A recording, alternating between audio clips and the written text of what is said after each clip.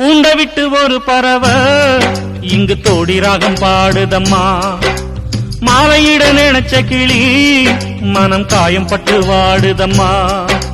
கூண்ட விட்டு ஒரு பறவை இங்கு தோடி ராகம் பாடுதம்மா.